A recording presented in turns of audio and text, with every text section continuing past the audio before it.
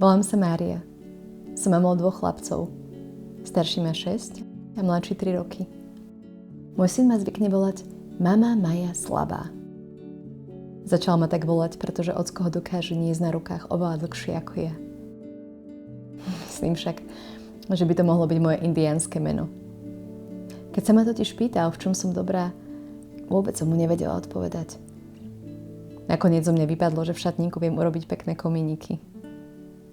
Pýtal sa, či je ešte niečo ďalšie, čo mi ide. Ale na mi zišli iba veci, v ktorých dobrá nie som.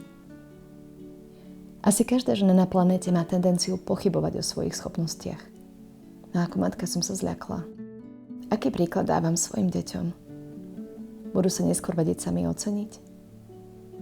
Dokážu sa postaviť za seba, obhájiť si miesto pred partnerom alebo v práci? Existuje veľa kníh, podcastov a videí, ktoré sú plné odporúčaní, ako prerámovať svoj pohľad na svet. Ale čo ak je záťaž, ktorú si nesiem, príliš mohutná na to, aby som sa dokázala popasovať s výzvami sveta? Od detstva som bojovala s depresívnym mladením. Prečo hodnotím udalosti okolo seba negatívne? Keď som sa do života pokúsila začleniť techniky mindfulness, zistila som, že sa prítomnosti bojím. Byť chvíľu ticho, ukotvená v tele. To znamená pozrieť sa zblízka na tiene, s ktorými nepracujem. Na emócie, s ktorými si neviem rady. Na medzery vo vzťahu s najbližšími, ktoré nemám čas zalátať. Asi každá mama potvrdí, že materstvo ju zmenilo. Mňa prinútil nazrieť do jasných, ale aj temných komnát vo svojej duši.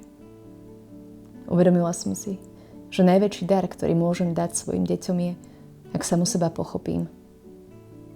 Aby mohli oni neskôr pochopiť samých seba.